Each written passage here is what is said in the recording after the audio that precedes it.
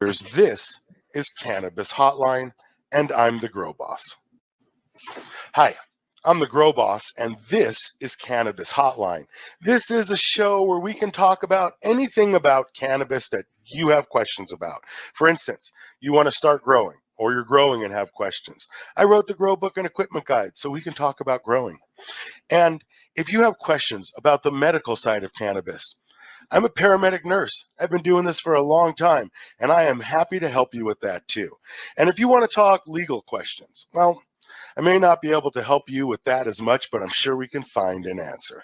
So if you've got questions, I've got answers. This is Cannabis Hotline, and I'm the Grow Boss. Okay, so this show is a garden hotline call. I run a $49 an hour helpline where people can call and speak to me direct. You guys send me pictures, and I specifically answer the questions that help you and your garden. And the problems are real similar. There's generally just like a couple of classes of calls that I get. And I think over time of watching Cannabis Hotline that you'll start to see a trend in the helpline phone calls that I get. So I really started to document them and put them together like this. And the reason that I'm doing that is because you'll see the trends, and hopefully that will help you avoid some mistakes. The important thing that I want you to notice in this phone call, it's two parts. And the reason that it's two parts is because at the end of the first half hour, you can hear the grower has started to come to terms with the reality of his situation from where he started at in the original question. And when I tell you guys stuff, generally it's such a paradigm shift from where you are that it takes a couple of days to process, and you have to go back and watch the videos. So when you call me the second time, and the second half ran a little long, we did about 45 minutes, but the questions were important and valid, and so I kept the call long so we could continue it like on this episode. So pay attention, and you'll hear the caller eventually come around to the things that I always tell you, like the less you do, the more you get. And it doesn't matter what equipment that you buy, because yield is based on light and quality on grower talent, because you can spend all the money in the world and still get exactly dick for a harvest because you don't know how to grow. And when I say growing cannabis is easy, it's true. It's super easy to grow cannabis, but it's super hard to learn how easy it is. So let's get started with the phone call, and I'm going to put some images up on the screen and keep some notes so you guys listen, follow along, and then I'll be back in a little bit. Okay, so you sent me an email with an enormous amount of information in it. Yes. And usually I don't read it because the information has nothing to do with what we're doing. And your information has nothing to do with actually growing cannabis. And I know after all of your research that you think it does. But I'm telling you that you are so far, no disrespect, but you are so far away from the reality of growing cannabis with all this information. Like, if you were a grower, it would have literally been like 3 lines.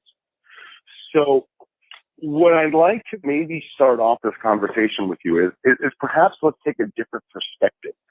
For instance, what are you actually trying to accomplish? Let's start there. I saw that you had 3 pounds per week. That's an insane goal. 3 pounds per week. You get 3 pounds for 2,000 watts. So you would need 16 lights in flower if you wanted 3 pounds a week. 16 lights in flower requires 16 5x5 spaces or 8 5x10 spaces. Okay, so clearly my math was way off. Yes, and but it actually my math is off, and I'll tell you why. Everybody that calls me comes up with your conclusions. There's no way to do internet research and not figure out what you figured out. Mm-hmm. The only way to do it is to have the experience on the back end to know that it's all a lie. And I say that, and I'm not here to sell you anything. You're paying me to straighten out your world, not sell you anything.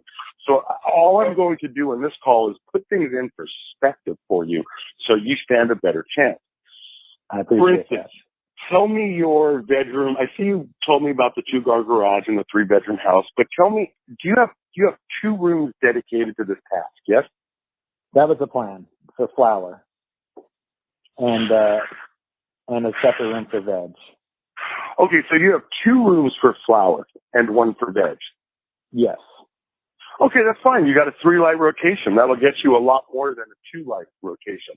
And by 2 lights, I don't necessarily mean how many lights in the room. They really mean is rooms on their own schedule. So I suppose it would be more accurate to say how many rooms you have. But you have 3 rooms. What's the size of the 2 flower areas? So we were going to use 10 by 20 Gorilla Grow tent. Okay, do you have to use a tent? They're enormously expensive. Is there a reason you're using a tent? Well, we figured it was, actually less expensive than, all the construction, and plus we're going to be renting, so we'll have to move at some point, Okay, a 10 by 20 Gorilla tent's like $4 million. If you have the space, you could literally screw a 1 by 2 wood to the ceiling, catch a stud, and have all the hooks you need. And I'm a fan of Gorilla. Gorilla makes the strongest tents out there. I just caution you that if you do a 10 by 20 Gorilla, are you going to, is that 1 room? How are you going to use that? Yeah, that was 1 room. So there's going to be two 10 by 20s. Okay.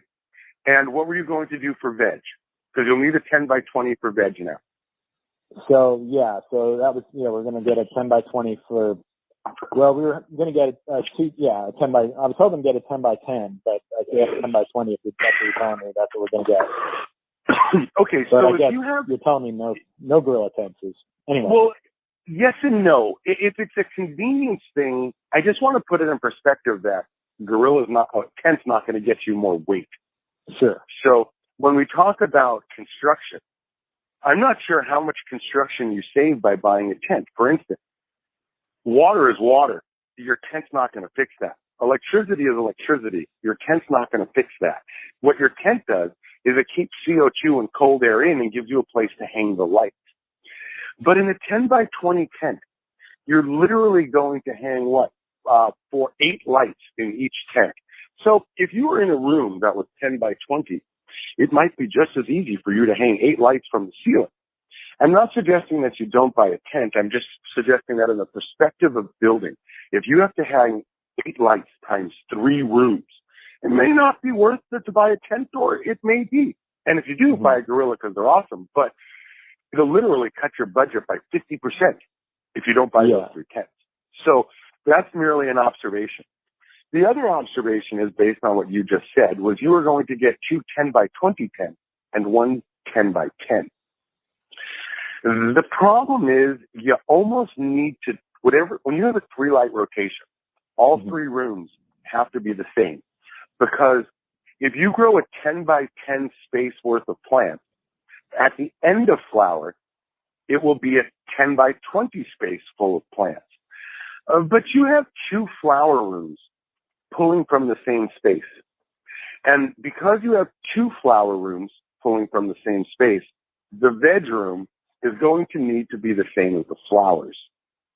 So you cannot have a smaller veg. And I tell you all the time, if you have a 400-watt veg, you need a 600-watt flower. And if you have a 600-watt veg, you need a 1,000-watt flower. And if you have a 1,000-watt veg, you need a 2,000-watt flower. And in your case, if you have an 8,000-watt flower, you would need a 4,000-watt veg. But technically, you have a 16-light flower because you have 2 rooms. A 16-light flower requires 8 in veg. If each flower room has 8 and you have 8 in veg, all of the rooms are the same. Because if a plant double in size during flower, the problem that you run into is if you put 4,000 watts of plant, so let's say you grow as much plant as 4 1,000-watt lights in veg will grow. And on Monday, you take those plants and you put them into flower. On Tuesday, those plants have to get the exact same light they got in veg. You can't up the light I mean, you certainly can't go from 4,000 to 8,000 the next morning. Mm-hmm. And those plants have to grow for the next 2 months. So if you put 4,000 watts in flower, in 2 weeks, you'll be able to turn on 5,000 watts. So you'll pull your plants out over a second one. And in 2 weeks, they'll be bigger and you'll be able to turn on another light. So you'll go in there and you'll move all the plants around again. And in 2 more weeks, you'll be able to turn on 7,000 watts. And in 2 more weeks, they'll be bigger and you'll turn on 8,000 watts and then you'll finish. So you really don't have an 8,000 watt flower. What you really have on average is a 7,000 watt, a 6,000 watt flower. 4, 5, 6. Yes. Okay. So you have 4,000 watt beds. You go into flower, it's 4,000 watts. In 2 weeks, it's 5,000 watts. In 2 weeks, it's 6,000 watts. In 2 weeks, it's 7,000 watts. And at week 10, when you're finishing, you would have all 8 lights on. And if you do it like that, then the entire time during flower, you've never hit top speed. You've never hit as much as you can do. Now, if you have 8,000 watts in veg, when you go into flower, you will move 6,000 watts worth of plant into flower. And then on Tuesday, the lights will stay 6,000 watts because they're the same plants they were Monday. But in 2 weeks, you'll be at 7,000 watts. In 2 weeks, you'll be at 8,000 watts. And that's where you want to be, at 8,000 watts. And you are now at 8,000 watts with 4 weeks left in flower versus 8,000 watts and your garden is over. So what I'm suggesting here is that when you think about this rotation in terms of yield, you have to get a certain amount of plant at a certain amount of speed at a certain amount of time to do a certain thing. And you can't get there unless you're at the top of third when you shift into flower. Because if you're at the bottom of third or the top of second, you'll never get the yield from the light that you're supposed to. So you have to have, because you have a 3-light rotation, you have to have more light in veg because things happen. So every 4 weeks, you're going to empty the veg garden and move them into flower. See what I'm saying? Yeah. So, and that's just 2 tenths. And that's me assuming the whole tent finishes at the same time. Now, you wanted 3 pounds a week. 3 pounds a week would mean 2 lights. Every 2 lights is their own garden inside that tent. Because if you want them to finish at different times in the same tent, however often you want them to finish, you have to have more plants ready. Regardless, though, you're still going to need 6,000 watts for every 8,000 flower. So you have 16. I didn't mean it like that. You're still going to need whatever you do in flower. You're still going to need it veg because you have 2 flower gardens. So the setup is inherently okay. You have 3 gardens, 8 in each. I don't care if you have 3 of those little tents in my videos with 1 light in each. That's the same light. I don't care if you have 3 600-watt tents or 3,000 or 3 4,000 setups. That's irrelevant. But imagine shifting into third and then reaching over for another shifter, shifting 4 times, and then shifting into fourth. That's a lot of work. And I don't think that's a path that you want to head down in terms of that yield. I would say that if you want 3 pounds a week, that you could, if you have 6,000 watts in flower, you could easily get 12 pounds every 4 weeks, which is 3 pounds a week. But it's difficult to actually get 3 pounds a week because now you're managing every 2 lights is 3 pounds. So you have 4 sets of 2 in each tent. So you have 8 employees doing different things. See what I'm saying? Yeah. Well, I mean, Sorry, come on.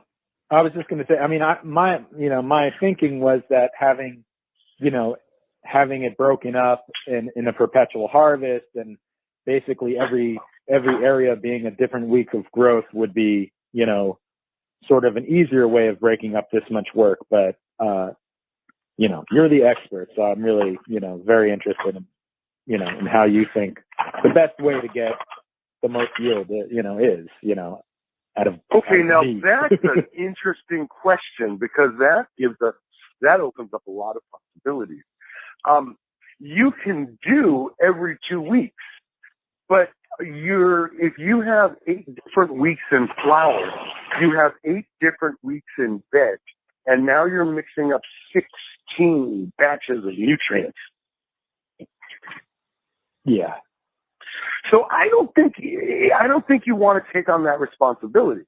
What I would suggest is, in this case, and we're going to have to make a decision because it kind of guides the rest of our conversation here for this hour. And that is, if you want to do 1 a week, I'm happy to help you work that out. All I have to do is describe 1 week, and then you have to multiply it times every week. So if you want to do this in terms of 3 rotations, 1 veg, 2 flower, and they're all doing the same thing. Sorry. Everything in veg is doing the same thing. Everything in flower tent 1 is doing the same thing. Everything in flower tent 2 is doing the same thing as flower tent 2. So that's going to have to kind of guide you. And again, hang on 1 sec for me. Yes, sir. Oh, okay. All right. You don't need me? Okay. So then then you have this rotation between them. And so, you know, you're going to have to sort of, I mean, I can tell you both. You don't really have to decide right now, but for the purpose of the phone call, what we would do is you would sort of guide me and tell me which one you would like to focus on. I got to tell you, the most you would do would be, you would do every 2 weeks, let's say. You would have 4 lights. So flower tent A would be divided into A1, A2, and then flower tent B would be B1, B2, with 4 lights coming up every 2 weeks. You see what I'm saying? Yeah. Okay. Yeah, that sounds good. I have just a couple more, a couple Sure. of finer points. First off, is this, you know, are we sort of including for the light rails when we say 1 light, or is that? No, that's just straight light. Okay. That's just straight light. And it gets interesting if you're going to add a light rail, because so 1,000 watt requires a 5x5 space or 4x6. Either way, I mean, 4x6 is 24 square feet, 5x5 is 25. Mm-hmm. But 1,000 watt requires a 4x6 space. If you add a light rail and you want 25% more, then you need a 4x8 space, because you can't put more yield in the same space. You cannot grow 2 apples where only 1 apple will fit. And so you have this physical space. Now, if you did 6 lights, mm-hmm. you could put them on light movers, because 25% more than 6 is 1.5. That would make 7.5 lights. So the thing about a light mover is you can put the light a foot closer, because you take the hot spot off the plant. The sun is still hot, but when a cloud comes between you and the sun, it's suddenly much cooler. So if you transport the light off the plant, you can move it a foot closer. But there's only 2 ways to get 25% more bud. If you've got 8 plants, you're going to have to put 10 plants and a 4x8 instead of a 4x6. But what you really can't do indoors is you can't grow a 2.5 foot tall bud. Indoors, usually when you get that canopy, you get like 18 to 24 inch buds. Mm-hmm. You really don't get 3 foot arms indoors. That's really like an outdoor plant. You know what I mean? Gotcha. Yeah. So if the tallest buds you can grow is 2 feet, and I've sent you some pictures if you'd like to look through the pictures. Yep, I'm looking at them right now. Okay, so you have a picture called, 49 plants or 98 plants? 49 plants, yep. Yeah, that one. Okay, in this picture, there are 49 plants per light. There's 2 lights, so there's 98 plants. This guy flowered a clone. well, 98 of them. There is no veg time, maybe a week. If you look at, there's a picture called 15 plants, I think. You'll see a room full of lights. There's 8 lights, 6 of them are on, 2 are off. Yes. Okay, so here's a guy who has 15 plants under 2 lights. And then if you look, there's one called 3 plants. 3 plants, yes. Now, this is a very important concept for what you, sir, are trying to do, because you are not the little home diddly grower doing something. At your level, if you don't hit that target, it's an enormous amount of expense to miss. It's not like some douche with 400 watts and a T5 growing for himself. He gets less. It's still $20 a month of electricity. You're going to need help. Right. So it's a thing for you. So I try to value the things that I say based on the effect they're going to have for you later on down the road on what you should go after first. Great, yeah. I don't care if you do 49 plants per 2 lights with a 1-week veg. I don't care if you do 15 plants per 2 lights with a 4-week veg. I don't care if you do 3 plants per 2 lights with an 8-week veg. See, the veg time is irrelevant, because even though let's say flower is just 8 weeks, you take your plants out of veg, you put them in flower, you've got 8 weeks. You take your cuttings, you put them in veg, it takes 4 weeks, then you transplant them, so you have a 4-week veg. Dude, if you want a 6-week veg, 2 weeks before you go into flower, you take your cuttings. Then you go into flower, and your cuttings in 2 weeks are ready, and you have a 6-week veg.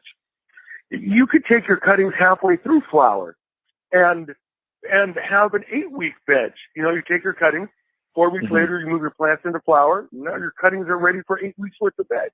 So what has to happen here is if you have an 8-week veg, think about that, because those plants are earmarked for flower tank 1. So if you have an 8-week veg, you're doing 3 plants per light. They're going to have to be as big as that picture I showed you, because you can't flower 3 4-week plants. So there's this relationship between how much plant, how big. For instance, if you wanted 100 cuttings per light, you would need 400 cuttings per room. 400 cuttings per room every 4 weeks. So you would have to grow plants big enough to get 400 cuttings rooted and started before you put them in flower and flower them. That takes up as much space as 16 giant plants. I mean, if 50 a tray is 8 trays, and then you got to transplant them into 1s or a 3. And if you do a 3, I mean, you've got 400 3s in the tent. Yeah. 3-gallon pots. The logistics of size is something that no one considers, or the length of your veg, because I don't care how many plants you flower. The thing is, if you go into flower and you have anything less than a 10 by 20, 1 foot deep worth of canopy, you are not going to finish with a 10 by 20, 2 feet deep.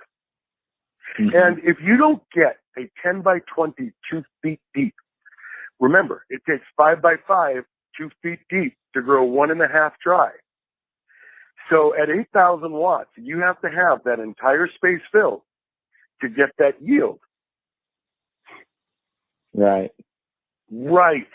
Because if let's say that you grow, you see that guy has 15 plants per 2 lights. Okay. Let's say you put 10 plants where he puts 15. When you're done, you're going to have 10 plants twice the size, and he's going to have 15 plants twice the size. Now, your plants don't fill up the same space. Where he has a 4 by 8, you would have a 4 by 5. So there was 3 foot of table left empty. You're not allowed to magically tell me, well, I would veg them longer, because, well, pump the brakes. If you're going to veg 10 plants instead of 15, and he veggies 4, then you're going to have to veg 6. Then you're going to have to take the cuttings from the plants 2 weeks earlier. And so you must at your rotation, at that level, you must have and I'm not, no light rail math here. You must have 6,000 watts worth of plant minimum. Mm-hmm. Because in 6,000 watts, Sunday night, you go into flower Monday morning. How many watts can you give those plants? 6,000. 6,000, because they're the same plants they were yesterday, right? Right. Right. And then in 2 weeks, you turn it up to 7,000, but now you only got 6 weeks left. And in 2 weeks, you turn them up to 8,000, and you scooted the plants and you had to move them around, which takes time. But you'll be at 8,000 watts in week 4. And that's about as good as you could do. Because if you do 8,000 watts at week 2, 8,000 watts for 6 weeks is too long. It would be like doing 6,000 watts for 4 weeks instead of 6,000 watts for 2 weeks. So at about week 4 flower, week 5, they really ain't going to grow anymore. You got all you're going to get out of them. See what I'm saying? Mm-hmm. Right. So about week 4 flower, they're going to be 5 by 22 feet deep. At 5 by 22 feet deep, you should be at about 1,000 watts per space. I see. Now, this is like shifting gears. Mm-hmm. Okay, yeah. sorry, I didn't mean to go on. No, yeah, and that's actually kind of, I'm a little bit confused on how, because I understand in your videos you show with the T5 how, how this works, but I'm going to be using LEDs. Okay, we haven't discussed that yet. I merely set the stage for you. Okay. I merely set the stage on the plant rotation because, frankly, the lights are an instant for me to solve. The problem for the guys that want to do what you're doing is that you don't understand the mechanics. Dude, did you ever drive right at 10 speed when you were a kid or 21 speed? Yeah. Ever have one of those gear bikes with the thing on the left and the right? They were both on the right, I thought. Okay, yes. Okay, so I have a grip shifter on mine. It's a 1, 2, 3. Okay, yes. You know, there's that one thing where your feet go really fast, and then there's that other one where one time around with your feet equals one time around of the back tire, which is a difficult thing. Sure, yeah. You can't go from the first to the last gear. And when you tell me about your LED lights and these kinds of yields, the problem is, and no disrespect, there's nobody out there telling you what I'm telling you. The problem is you don't understand the mechanics of it. And when you don't understand the mechanics, the light is irrelevant because once you understand the mechanics, dude, I teach you the nutrients and the light in 3 minutes each. It's nothing. Okay.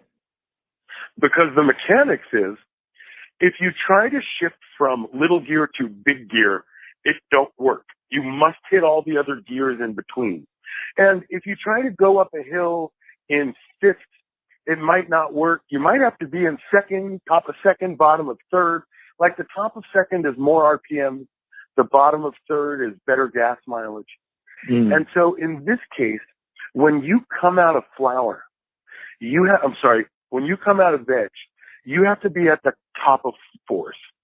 You have to be doing 110 and ready for the back straight. Because if you're at the top of second, when you go into flower is 8 weeks.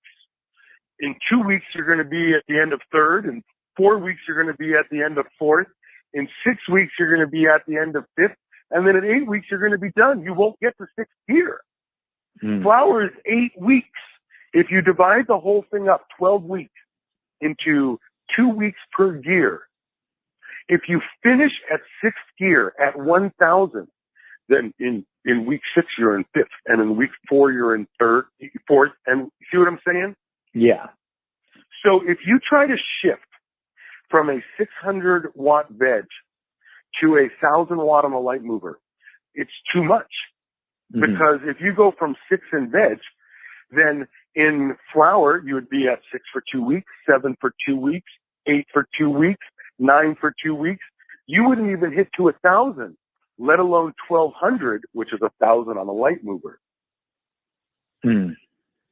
And nobody thinks about it like that. Because if you don't put enough canopy, not plant count, if you don't put enough canopy into flower, where are you going to put the yield? Right.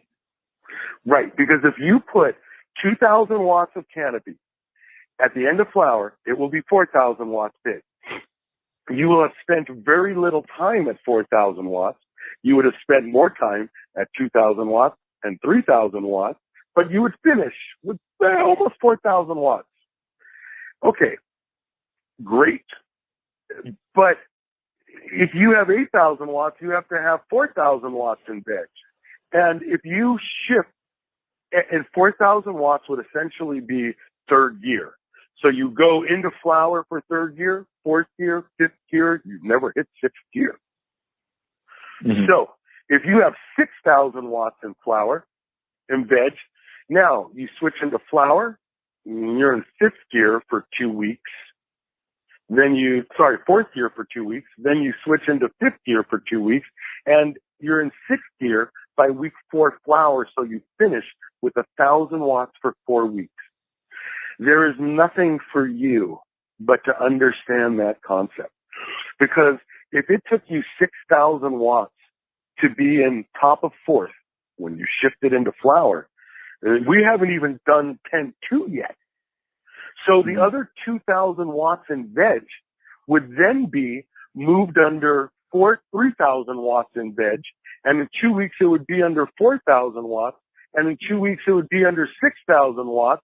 And then you would have already had the cuttings in the other 2,000 watts, and they would go into flower 10B. And while they're in flower 10B, you better still have 4 weeks left in flower 10A, because those 2,000 watts are going to go under 3,000 watts. Then they're going to go under 4,000 watts. Then they're going to go under 6,000 watts. And while you're doing that, you better have the cuttings ready for flower 10A again. See what I'm saying?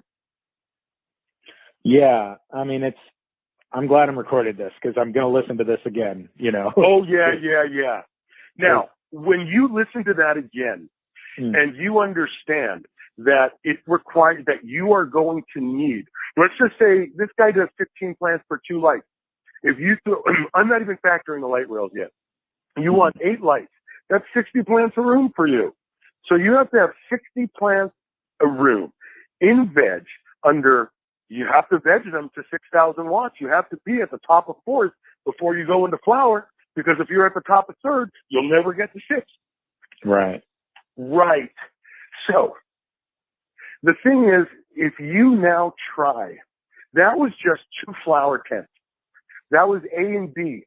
And you want to make A1, A2, A3, A4, B1, B2, B3, B4. How the fuck would you keep track of all that? Yeah. Right. That's why when you tell me LEDs and this space and that space and the tent, those things are all irrelevant to me. You don't even understand how to shift gears. So now that you have the idea, this is what I usually offer you guys, because we're at the 30-minute mark. I will stop here and owe you in half an hour, because the light thing the light nutrients are super quick. Once you understand the first part, if you would like to ponder what I'm suggesting with this 1, 2, 3 light rotation, if you would like to go back and watch that video, dude, I'll do this again with you tomorrow morning. It behooves me to wait until you understand what I just said, because there are so few people willing to listen. So, I mean, you got an hour. I won't do 4:15, but I will do 2 half hours if you would like. I think I would like to. I do have one sort of clarifying question. Okay. I've been reading a lot about autoflowers, and in an autoflower is not a perpetual garden. You would have 3 flower tents. Each flower tent would veg for whatever the fuck the autoflower does. There is no mingling. There is no cutting. You must start from seed every time. Mm-hmm. If you take a clone from an autoflower, what happens to the clone? Finishes the same time as the mother, right? Yes. It finishes the same time as the donor plant. Yes. It's technically not a mother because you flowered it. An autoflower is as old as the plant, and when the plant flowers, so will the autoflower. Right. So it's always from seed, Right. and it's Right. And it's okay. It's okay to do. I don't know if it's any more or less work. What I'm suggesting is this fool had a 4-week veg with 15 plants. If you have a 2-week veg, you better have 30 plants. right. Because you still got to fill the space. But then maybe you have a 6-week autoflower. You better have 12.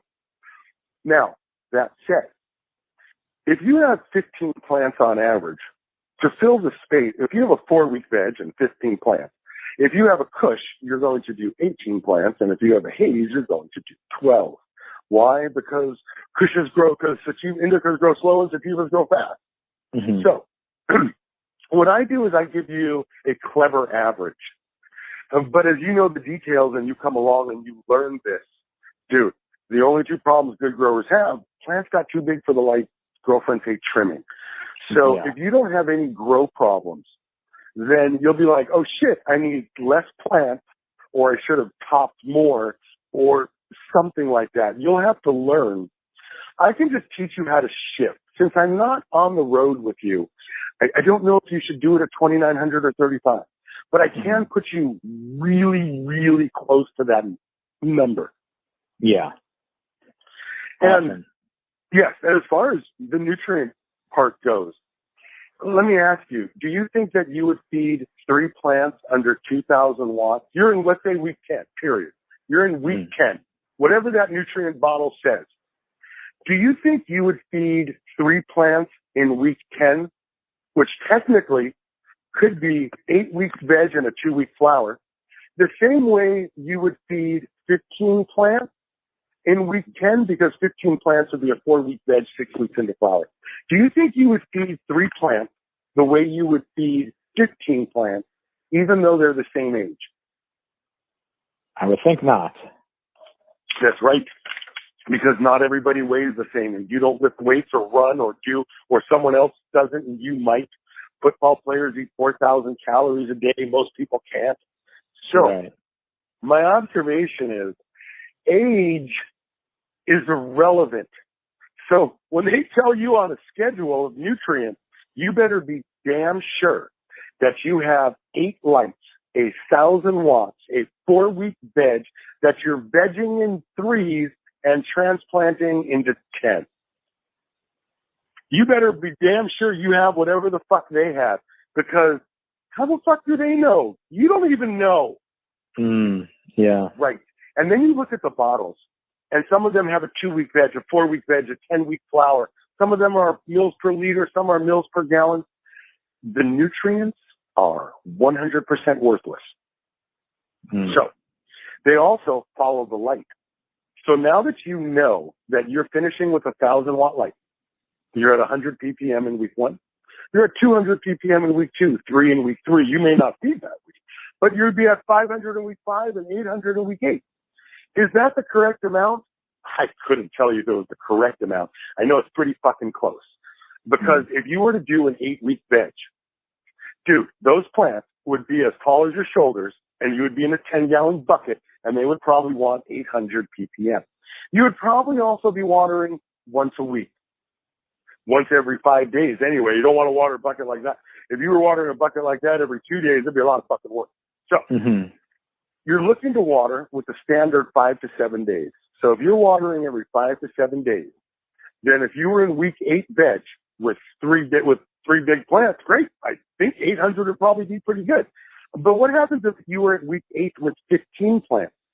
Now, technically, if you were with 8 and 15 plants on the standard nutrient schedule, you'd be halfway through flower. Your plants would be, well, you would have 5 times the plant. So they'd be 80% smaller. So just because I suggest 800 ppm here or there are factors to consider. Now, I will tell you that my numbers are much closer. My numbers are designed to be just under what the plant wants. Why? Because frankly, if it was under, if she wanted 1,000 and you gave her 800, you might not even notice. But if she wanted 1,000 and you gave her 1,000 and 1,000 and 1,000 and 1,000, dude, you'd never recover. Right. So you always err on the side of caution. Okay. I owe you about half an hour. Just send me an email whenever you're ready. You cool with that? Yeah. It'll be a few days. I really appreciate it. Thanks so much. Yes, sir. All right. And don't buy anything. Don't think about the lights. Don't think about the mover. Don't plan what nutrients you want. Leave it go until the last half hour because I put it all together for you. Okay. Awesome. Okay. Thanks again. I promise really you'll buy the right thing the first time. That's what I need. Awesome. Yes, right. sir. Okay, bye. Thanks again. Bye. Like I said earlier in the video, it would be a logical place to stop. And I get this with a lot of my callers. They come to the call with all of these expectations and they send me long emails with all of their details. And I don't read them because the information that you get off doing internet research is so far away from reality. It's like two different universes. That's why there's no point in me reading them because I can pretty much work it out. Plus, I've seen it and heard it so many times. And after you've watched a bunch of these videos, you'll kind of get the rhythm to the mistakes people make because there's nothing new under the sun. And growing cannabis is not what you think it is. So we stop the first half of this call at the end of lights because this caller needs some time to think and to process and to watch the videos that I've made again. And that's how you get better at this. Fortunately, this guy hasn't bought his equipment yet, but a lot of you call me after you have. And we'll run some more of those calls and do more videos about that later. And before we get back to the second half of this call, which I think was about 5 days later, I just remember, if you like these videos, when you go shopping at your local hydro store, these are the products you're looking for. Humboldt Nutrients, Clonex Solution, Clonex Gel, Great White Microbes, right? Check that Vortex fan out over there. These are the products that you're looking for. These are my sponsors. And now let's get back to the second half of the call.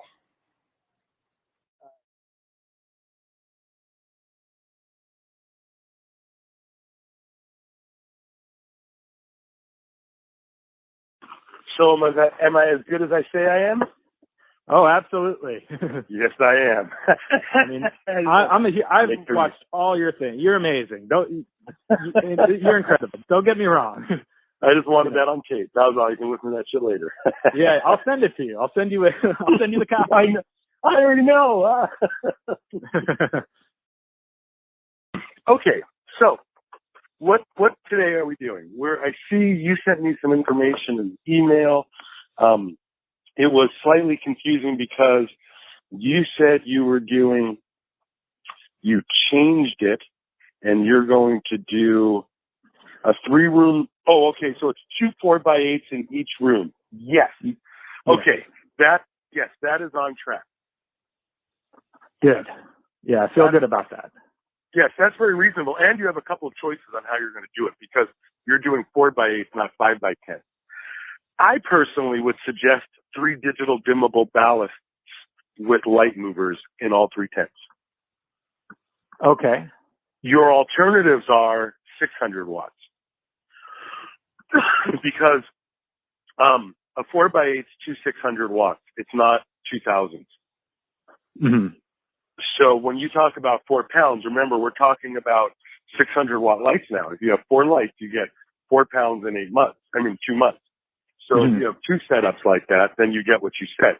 But what you were talking about is 6 tents and 6 lights. Now, I don't know really about bedroom, but generally, like you might in veg, everything happens at once. You might not need 2 tents in veg. Mm. Just from a statistic, just from logistics. Nothing to do with quality or quantity. I'm just suggesting that in flower, the reason that you put 2 tents in a room is you can turn one tent on from 8A to 8P and the other tent from 8P to 8A. Mm-hmm. So if you have 2,000 watts in a room and a 25 amp breaker, it's doable. But if you have 4 600s, now you're at 24. So it's not doable anymore. But the other half of that is cooling. So you had some sort of cooling system already. What was it? A 3-way split? Yeah. Well, actually, this is all planning. I don't have anything yet. So. Okay, so that wasn't you. Okay, then let me offer this then. Rather than put tents in each room, ditch the tents and just buy one air conditioner, because frankly, you're going to need an air conditioner. So buy an outside split with 3 individual controls. And it's beautiful because you'll only ever have to cool the veg and one flower. It might be the other flower garden. It might be the, number 1, or it might be number 3 with the veg in the middle, but you won't have both flowers on at the same time. Mm-hmm. Yeah. But you will always have all 4 lights. After the first 90 days, those 4 lights in veg will always be on. So now that you have the idea of the tents and the space and the yield, you see if you put 4 lights in a room, the only reason for you to put it, and you're still going to have to cool it. So the only reason for you to put a tent in that room is so you now have tent flower room 1A and tent 1A, tent 1B. Tent 1A is on 8P to 8A. Tent 1B is on 8P to 8A to 8P. So they would never be on at the same time. Now, if you do that, you only have, if you put 1,000 watt on the light rail or 2 600s, it wouldn't matter, because they would both be at 1,200 watts, and frankly, even 1,500 watts can handle that. So, a 15 amp circuit can handle that. Yeah. Right. So logistically, you don't need the tents anymore because you're in a room. So the $1,000 you would have just spent on the tent, you would apply to a 3-split air conditioner. And that's really the one you want. I promise you, I know it's an investment, and you might, want to make friends with an AC guy or something in your area, or call around and see who has what used, because for all you know, you may have an AC store that will build that shit for you with parts and pieces from one of the employees. Right. Right. So I know it's intimidating. However, you're going to want a significant amount of air, and you're only going to be running 2 rooms at a time. So you really only have to cool 8 lights, but each one should have its own thermostat. That's that way. Now, there's no AC running in that room. So frankly, it wouldn't matter if you put 2 tents in there or just all 4 lights. And you really, what we're talking about is 2,000 watts. If you're going to do the 2-pound thing, so you put a split in the room, you put 2 1,000s on light movers in the room over a 4x8 space, each one. Now you can add CO2. You can go a little longer. Maybe you can go a little wider. Because you have a split unit, that CO2 will get you 25% more weight. Gotcha. Yeah. CO2 pays for the air conditioning. Yes, CO2 pays for the air conditioning. Now, the difference between 4 600s and 2 1,000s on light movers, I know one seems like 4 lights, but mathematically, it ain't that big of a difference. There's 400 watts on electrical usage that you save, but yield, in terms of yield, it's the same. What I would caution you on, and it might be an alternative, but I would not suggest it, is you might put one of those little roller 2-duct ACs. You might have a window in each room, and you can put a window unit in each room. Now, window unit's always the best way to go. Those roller ACs, you got to get the 2 ducts in your case. You could literally buy 3 window ACs for the price of 1 roller. So, if you had windows, you could buy those $129 ACs. Otherwise, if you're just going to put 2,000 watts in each room, then you're right on the cusp. You could deal with it and do a split if you got a deal at 2,000 watts. You could run an air conditioner in the room. I'll tell you what the long-term problem is of that. See, an AC is 1,400 watts in the room. It's not very efficient. The 2 ducts the 2 ducts work, and it will do 2,000 watts, but it will be running those 2,000 watts the whole time, and it'll be running the whole time. And if you do 1,000 watts during the day and 1,000 watts at night, it won't work as hard, but it'll be working 24 hours a day. And so when you run 1,400 watts, technically what you've done is you have 2,000 watts worth of light, CO2, so you have 3,000 watts worth of yield. 3,000, 2,000 will get you 4 pounds, 4.5, 5 pounds. So you have 3,000 watts worth of yield. If you turn on an AC in the room, then technically you have a 1,400 watt increase. So now you have 4,400 watts, but you're still only getting 3,000 watts worth of yield because you don't get more from the AC. Right. Right. So you're right on the cusp. And if you were to have to buy one $500 dual duct unit for each room, I would definitely say for all the nonsense you were headed toward, literally for ditching those the LEDs that you were talking about, it would more than pay for that AC. So you're right on the cut in terms of the build. You could be anywhere where you have cold air outside and you open up a window, and then the tents become a viable option again. Mm. See what I'm saying? Yeah. Right. That's a little bit of minutia because you're so far along with it. But those are some considerations that you're going to have. Yeah.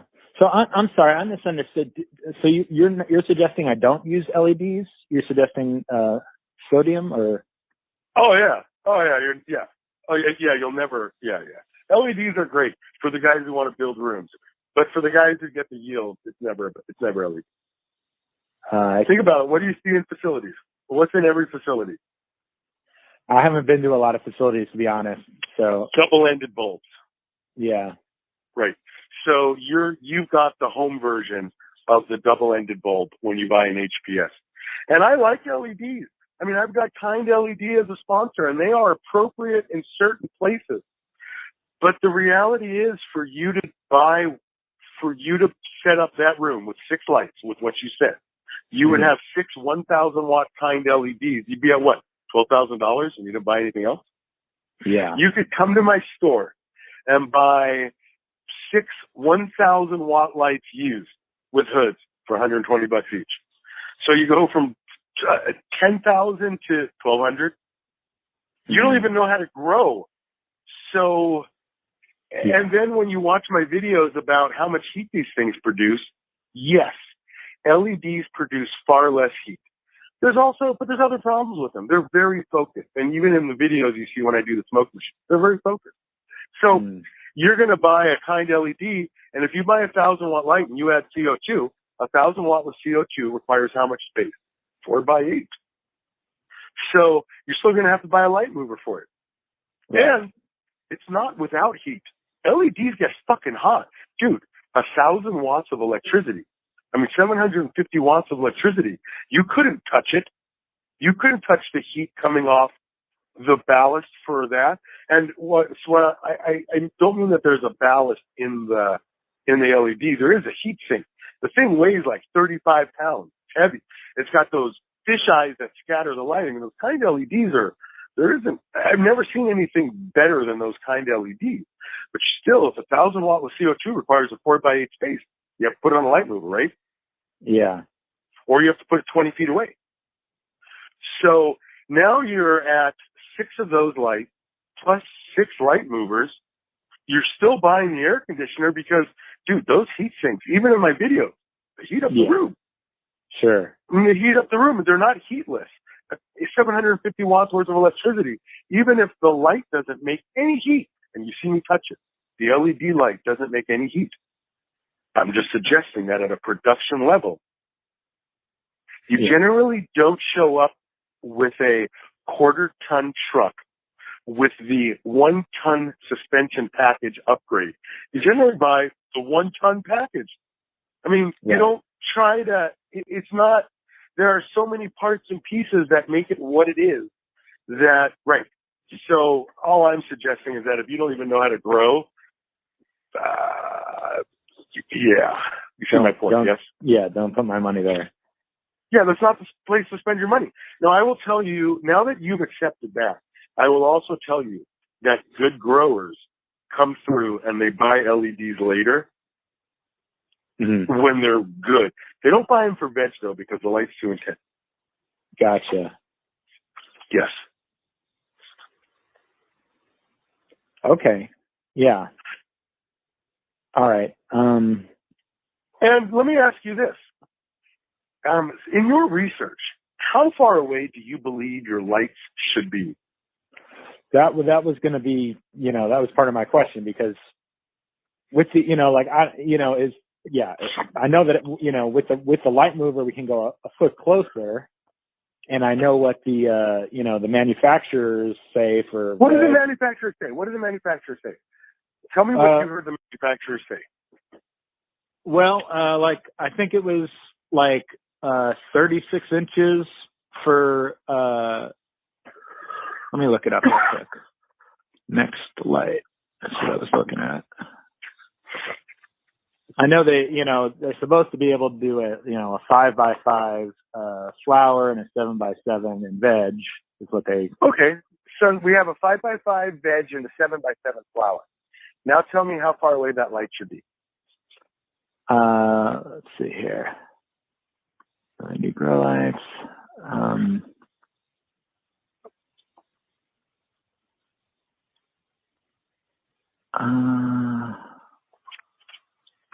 Instructions.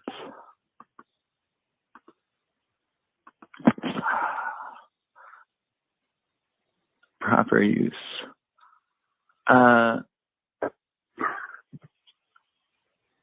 Hang this light fixture at a minimum of 12 inches from the canopy, and less than 12 inches will burn it. Oh my God. Have you ever touched the Next Light? I like them. They put out a shitload of light. Have you ever touched one? No, I never heard of them before your videos. Yeah, I'm sure they do. They get really hot. You can't touch them. They get so hot that when you watch my videos, I struggle to stand next to it at some point. The same thing, and the Next Light puts out all of the light of an HPS plus all the spectrum of an LED. And the Next Light is literally the combination of the two, and it comes with the heat. But then I'm telling you, I tell all you guys, well, if you use 750 watts worth of electricity, I don't care if it's in an amp or for a drill, it's 750 watts worth of electrical heat, and it's an enormous amount of heat. Now, the LEDs don't convert. The LEDs make light without heat. The HPS and Next Light, I don't know about Next Light, but the HPS bulbs, they make light by heating a gas. So not only is the electricity hot, the gas is hot that makes the light. Right. The problem is the success rate plummets to dick when you buy anything other than those or T5s for the home grower. Now, that's it. These things are fantastic. I'm not saying these are bad products. I'm just saying that the probability of somebody that doesn't know how to grow being successful with an advanced light. I gave my 6-year-old kid a 5-speed Mustang, 5-liter when he was 16. 4 months later, he hit the wall with it. I knew it was coming. I gave my 6-year-old a 5-liter Mustang with a stick. So I knew it was coming. He was doing donuts. It was awesome. But I hope he's okay. Yeah, everyone's okay. It's a $3,500 car. So my observation here is that certain things are going to happen. I could just tell you that putting that light that close. Think about a light 12 inches away. How would it reach? And it's right in the middle. And the Next Light and Kind are let's say they're 18 inches square. That's about right, 20 inches somewhere. At 20 inches square on a 5x5 space, that means there's 20 inches to each edge. So you would have to have like a GoPro 180 degree fisheye lens, right? Right. And let's be clear. If it's 5x5, 2 feet deep, let's just say 5x5, 1 foot deep worth of canopy. Don't care how many plants, 5x5, 1 foot deep. That's not 1,000 watts. That's 600 watts worth of light. So now the plants would have to grow 600, 700, 800, 1,000 watts big. As they got bigger, you would turn up the light.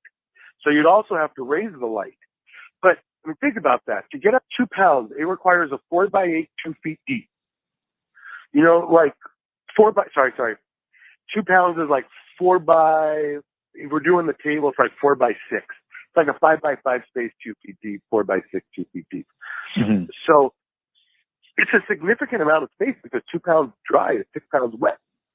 Mm-hmm. So if you're on a 4x8 table, you really have to hang over both sides of the table. Like you get 6 inches of plant hangover, and suddenly you're in a 5x9. And that's a big deal because a 5x9 is 45 and a 4x8 is 32. Mm-hmm. So it's a lot more square footage to put the bud on. Wait, hang on a second. So you always have to consider the space relationship between it.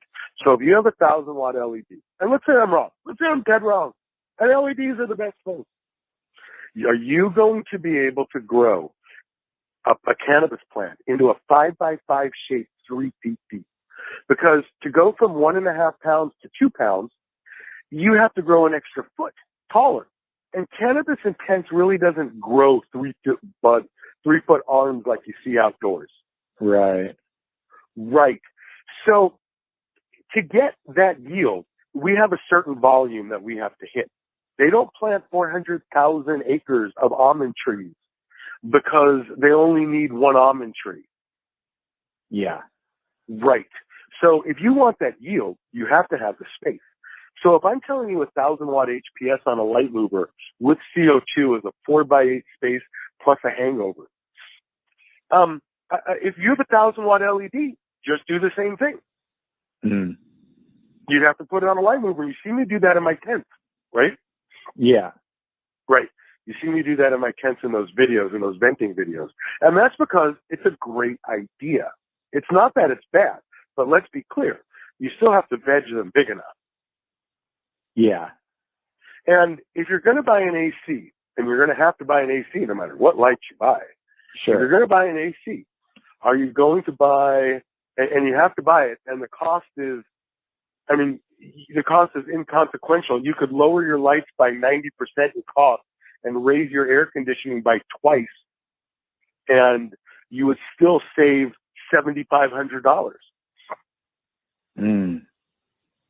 Right? You go from $12,000 worth of light and a $1,500 AC, three $500 ACs, to $1,500 in lights and $3,000 AC. I mean, you're still ahead a significant amount. Yeah. Yeah, definitely. But that doesn't mean your way is not appropriate. I'm just saying that your way is a down payment on a house. Oh yeah. I mean, right. I've been crunching the numbers for days here. That's, Right. So you can see how appealing my idea is. Now what we're talking about is, I don't really have that many used lights in my store at the moment. But if you came in and you wanted 6 new setups, dude, I'd probably give them to you for $220 each. I've got supersized hoods. You could take the glass out of them, and I would add $75 and you'd get supersized hoods. Take the glass out. You're never going to vent anyway. We'll take the glass out. So now you've got supersized hoods. You don't even need light movers. Or you could buy light movers and tiny little $40, $50 hoods. Like if you buy a light mover, you buy a small hood because you drag it back and forth. You don't need a big hood. Right. So that's kind of one of those things. Okay. So now you buy $200 brand new bulb, brand new ballast used hood. Great. You probably get that online with a no-name ballast, which I would tell you anyway. So now you're talking about 6 lights, $1,200. So with $1,500, maybe I'm wrong. Yeah. 2,000. I'm still 10 shy of what you were going to spend. Yeah. And if my suggestion on an AC costs $4,000 and yours costs $1,500, then technically it's only $2,500 more. And if I saved you that much over there, you can trust me when I tell you a 3-split unit is so nice. Yeah. Unless of course neighbors outside, circumstances don't permit that. It doesn't always permit that. Sure. You could put window ACs in there. I don't know how you're going to do it. You could also maybe you could open up a window and duct a small amount of air. I don't know where or what state you're in or how you can use the atmosphere. But anytime you do that, you remove CO2, which is fine too. It's fine too. You could just get the lights, open the windows, start growing, and if you like it, buy an AC later and some CO2 later. That's true. Yeah. Yeah. You don't have to take the whole thing all at once. You could literally put one light in each room to start. Yeah. Right. Great. Now you're at like $750. Yeah. Yeah. So, now the dimmable lights so then I don't have to lower the light, or do I lower the light also? Okay. When we talk about the dimmables, in veg, after the first 60 days, you will never dim them again. You might have one of them that you dim. You might have a little 400 watt T5, honestly, in addition to two 1000. And the reason that I suggest that is this. If you have 2000s in veg with no light rail, then when you go into flower, you have 1000 watt on a light rail. Let's say you take 800 watts worth of plant out of veg.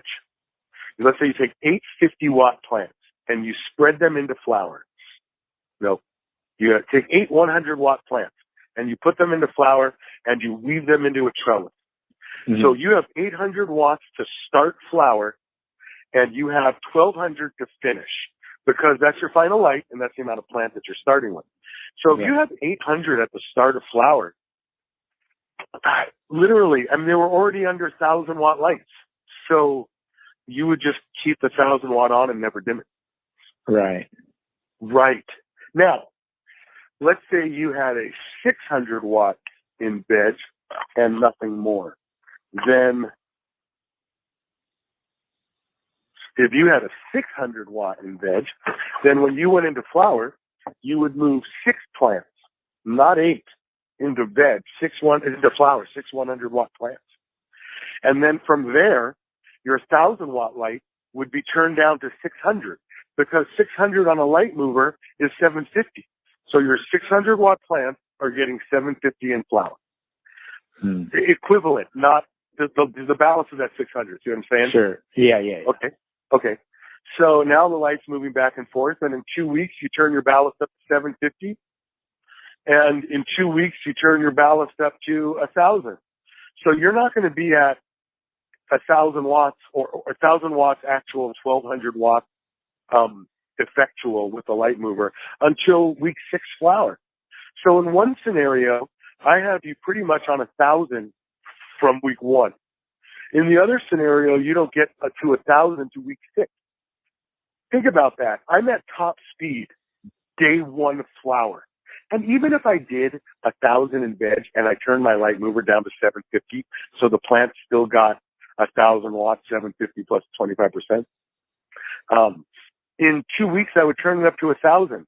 So I would still have 6 weeks in flower versus your 4 or 2 if you have to ramp it up. So you generally want a big veg. Yeah. Right. Don't go into flower. Dude, don't go into flower with not enough canopy, because you'll come out the other side with not enough canopy. You ain't going to make it up in flower. If you don't already have too much in veg, there's no way to fix that in flower. Yeah. Because you should have been accounting for the stretch as veg. Let's say you have an 8-inch canopy, 4 by 8, 10 inches deep, like you're just barely touching the second trellis. Can you picture that? Okay. Yeah. Then by the end of the second week of flower, they will be 6 inches past the top of that. So now you're at 16 inches. See that? Now, through the rest of flower, they're going to grow another 6-10 inches.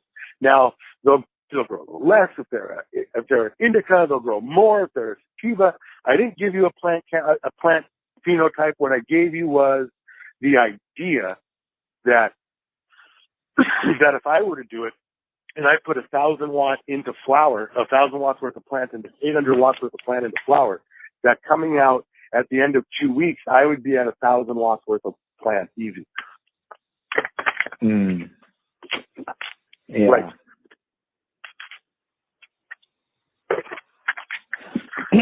Yeah, that makes sense. Right. So now what we're talking about is the RPMs that you're trying to shift at. Because if you shift at 1,500, hey, you're going to get great gas mileage, but you're not going to get the bud. So if you go from 6 to 1,000, great, good for you. You probably only had 400 watt worth of plant, so you're going to kill them anyway. Yeah. So I'm just suggesting that you want to power shift when going from veg to flower. Yeah. And that's including the fact that you've trimmed them so when you move them into flower, they are exactly what you want. Exactly what you want. So if you wanted 600 watts in flower, you had 700 watts in veg. You removed 100 watts worth of plant, topped them, lollipops, stripped up the bottom, and they are exactly. You don't get to flower for 2 weeks and think about it again. You will be topping and trimming again, yes, but it must be built into the equation up front. I've built it into the yield equation up front. See what I'm saying? Yeah. Yes. Yeah, I see now. Yeah. And now that you get that, now that you get the size, space, quantity, I suppose your question is nutrient. So let me just tell you that if you're at 1,000 watts at the end, you'll be at 1,000 ppm. Here's the trick. See, your plants may want 700. Great. You could give them 1,000 10 times before you burnt them, because 300 extra for 10 times is 3,000. So it would take a while, frankly. And so you would have harvested it by then.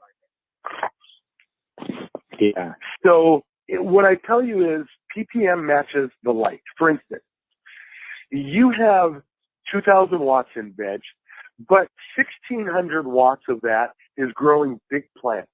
You veg them, they're 100 watts big. You have 10 100-watt plants, looks like a 35-gallon barrel about as high as your waist, all the way around. Bushy plants, stripped up, you got 10 of them.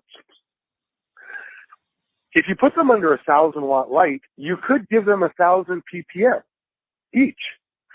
You may not want to do that every time, because in the formulas, what they don't account for is they really struggle to account for the relationship between length and size. So if you grow a plant for 8 weeks, technically you have a 16-week plant because you got an 8-week flower.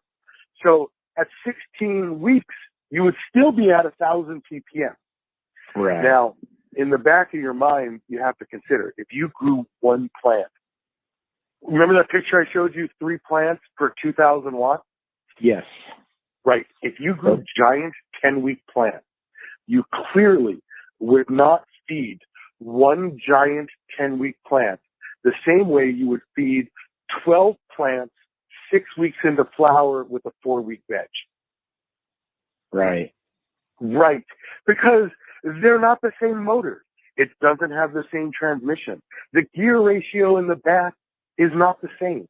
So there's no way for the nutrient companies to work that out. It's too technical. Yeah. Right. That's why I tell you guys the things I do, because now that you understand in the order that I tell you, because now that you understand the relationship between plant size and count, that if you have a light mover, you either have to grow them bigger or add space, because you can't grow them taller. And so when you get all of these conditions together, suddenly you're like, where does an LED or a next light fit in? I mean, that was a lot of money to spend when you didn't know all those other things on how to do this.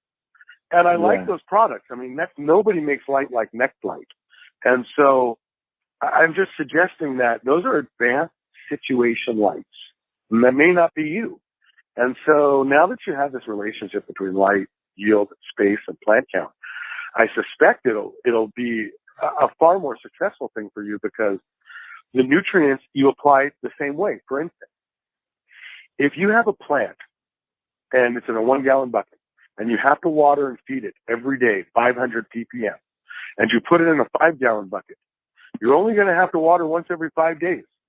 Do you water the same or do you water different? Most people never even thought about it. I said meant feed the same. Most people never thought about it. But the reality is you would technically feed it the same. Because if you put a 1 gallon plant in a 5 gallon bucket, there's 4 gallons with no roots. So 500 ppm would be in 4 gallons. And then when you watered in 5 days, the roots would have grown a little, but you would have fed again with 500. And now there's 4 gallons at 1,000. And the third time you do that, you're at 4 gallons at 1,500, because I'm telling you, the roots don't like to grow into high ppm environment, higher than they like. And 2, they don't grow that fast. Yeah. If it took you 4 weeks to fill up a 1 gallon bucket, it's going to take you 16 weeks to fill up the next 4 gallons. And you're only going to be doing this for 8 more weeks. Right. Right. So everything moves away from more nutrients. And if you have to cover a wider space, then the light has to be further away. So I'm just suggesting that if you're on a manufacturer site and they're telling you to put the light 12 inches away over a space that big, or if they, it's a smaller plant. Okay, did you dim it? If they're giving you this kind of advice, I don't know how you could be successful. And I will tell you that 50% of my calls come from people that read manufacturer websites, which is why I asked you that question, because I already knew the answer. The manufacturers, I had a feeling you did. Yeah, all the manufacturers, nutrients, light, whatever our lights can be 12 inches away. Our nutrients, you can use 10 times as much. But why? Yeah. Right. It's easy to take over. It's easy to start by taking over the world. I would suggest 3,000 watt lights. Just start there.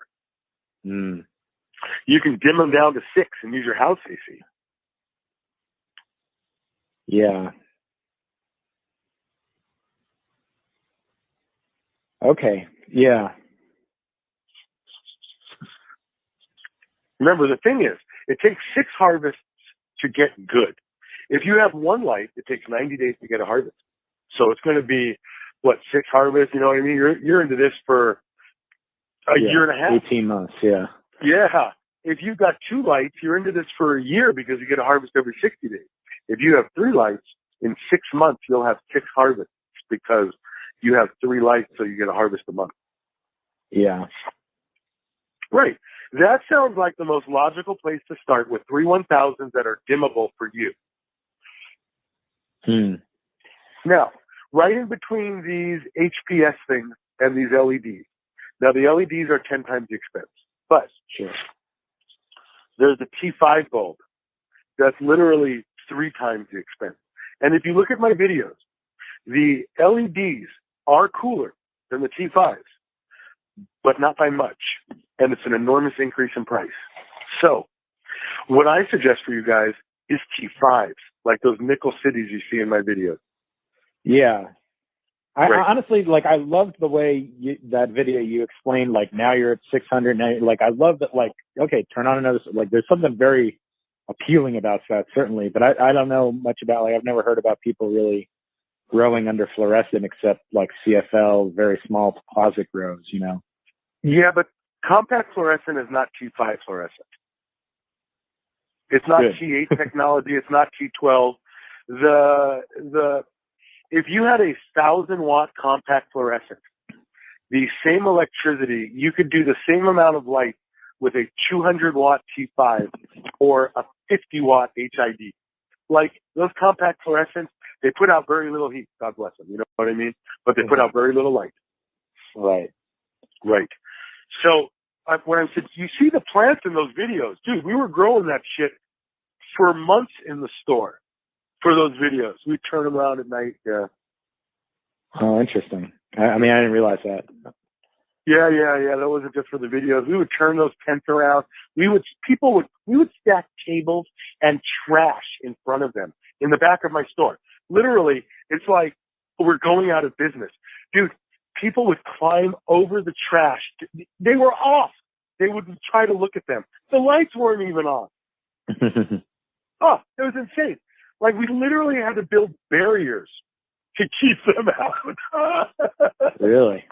We filmed at night. I turned the tents around during the day, and we would run the store. We never flowered, but yeah, we grew a whole bunch of plants in the store for quite a while.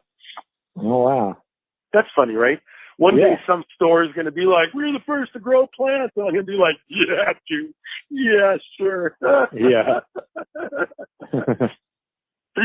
Yeah, with like these videos with like hundreds of thousands of views, I'm going to be like, yeah, no. Yeah. Yeah.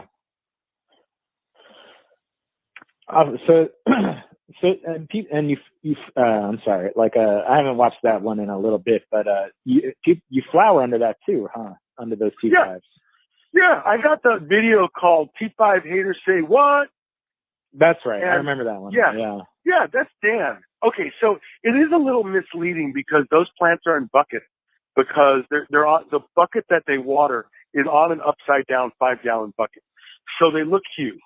However, you can see in other videos that I posted where you can see the bucket on the bottom. Because the first videos I kind of showed up when he was almost done. Then we made more later for the next round. My observation was, forget how tall they were. See the bud on there? You see how much bud there was? Yeah. Because those T5 lights knock it out of the fucking park.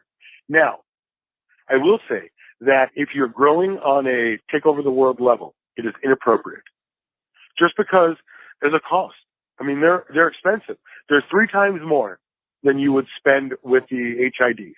And at that level, you'd be buying more light, and you're still going to have to run an AC no matter what you do. There are different levels that you have to run them at. But, sure. Even if you had 3 of those, well, if you had 2 of those in a room, they're 864 watts each. So you're at 1,700 watts plus an AC. You're at 3,100 watts. So, you're still going to get that same, pound and a half from each light, but you've just added that AC again. So if you're going to do those shitty little ACs, you might as well buy the bigger lights with the bigger AC outside. Now, if you could just slap a couple of window AC units in there, oh, dude, if you could just put a couple window units in there, buy 6 of those 4-foot 16 bulb nickel city lights. Oh my God. Buy 4 of those, buy 6 of those things. Oh yeah. Yeah. Oh, yeah, you'd love it. You could put that shitty little dual duct $500 AC in each one. Dude, you'd knock it out of the fucking park. But then remember though, not quite the same yield, right? Because it doesn't put out as much light. It puts out 80% of the light. So almost as much light with 80% less heat. Yeah. But only like, the canopy only is like about a foot deep at best, or, at the end, or what? Oh, no. You'll end up with 18 to 24 inches. Yes. Okay. When you go into flower, you're going to be in a 4x8 space, 1 foot deep, 10 inches deep. You might be 10 inches deep. You'll finish 20, 22 inches, 24 inches deep. Yes. There is not as much penetration. Also, you wouldn't be over a 4x8 anymore. Unless you're on a mover again. If you put them on a mover, then you'd still be over a 4x8. You might be able to get away with a mover with 12 bulb T5s. As long as you're there, buy the 16 bulb because you'll want them later. But yeah. Interesting. But most people don't do T5s on movers. Damn it. Because you could buy a 1,000-watt hood plus a light mover for the same price as just a T5. Right. So Nickel City T5s are those very high output ones. They put out an enormous amount of light. They put out more light than the HOs. So they're going to get a little hotter too. So you can see that what this guy did with 8 bulbs. Dude, you could put an 8 bulb on a mover for all I care. You're still only going to get 600 watts worth of yield. I'm just suggesting that if you're going to shoot for that 4x8 space, which with that little bit of a hangover comes out to 5x9, and you're going to look at the price of the whole thing, since you're going to buy an air conditioner no matter what, I assure you. Yeah. Now what you have to look at is the long-term cost of running the AC versus buying the light. So if you buy a 2,500 watt AC You have to, outside, some 3,000 watt AC. The electricity, if I'm saying it's 1,000 watt light and those kinds are running at 750, you're only saving 250 watts. 250 watts times 6 lights is 1,500 watts. So 1,500 watts worth of savings. Now, they are much cooler. So the question would be is how hard does the AC have to work to cool them? Well, you only save 1,500 watts worth of electrical heat. So now if you spend a little more on an AC that's 10 times the efficiency, you may find that there's some benefit to, there's still enough playroom that you could buy 6 16-volt T5s from Nickel City. Yeah. And still be under, and an AC, and still be under the cost that you were starting with. Because you were buying an AC no matter what. Yeah. Right? No matter what you did with 2 lights in the room, you were buying an AC for each room no matter what. No matter what, absolutely. No matter what. You were buying an AC. So if you can see how I can already tell what you need, because based on that light space, nobody ever does certain types of things. They don't, right? So if you buy all that shit and you find out you still have to buy an AC, you'd be pissed after spending 12 G's on light. Right. Right. Yeah.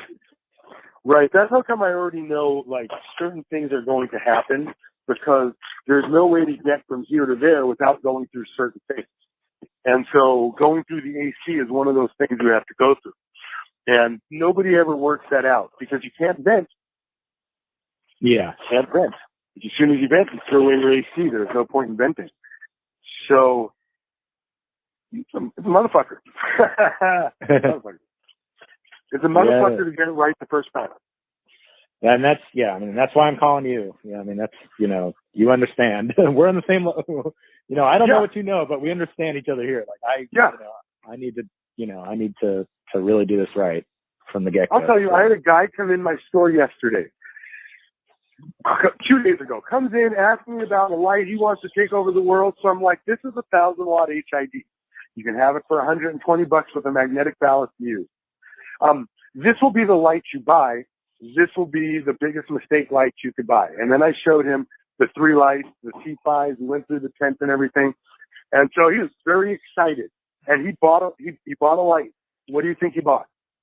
The LED, right? No, the first thing he bought was that 1,000 watt HID. Oh, he did? Okay, good. Yeah, he bought the exact thing I told him not to.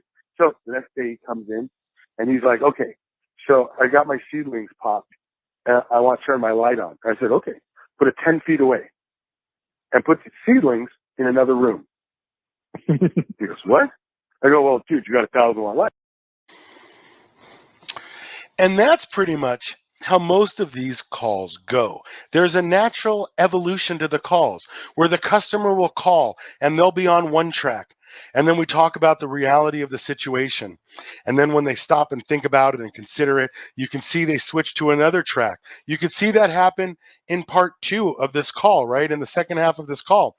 And you can see as the customer's awareness grows, the intricacy, the depth, the specificness of their questions increase, because now they have a better grasp of the words and the terminology and what they need to put it all together. Okay, I'm the Grow Boss. This has been Cannabis Talk. And if you have any questions, you can always pick up a copy of my Grow Book, the Grow Book and Equipment Guide, eBay, Amazon, or my website, thegrowboss.com. And if you have more questions, you can pick up my No More Grow More cards.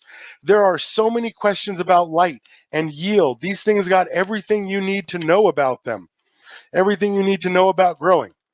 All right. If you have any questions, you can always call my hotline, thegrowboss.com. When you go shopping, online or at your local hydro store, I always suggest always shop local, support your local hydro store. These are the products that you're looking for, right? Great White, Plant Success, the microbes, Clonex Solution, Clonex Gel, Vortex fans and filters, Light Rail, light movers. These are the products that are really going to get you more yield for the same light. All right, I'm the Grow Boss. This is the Cannabis Hotline. Thanks for watching.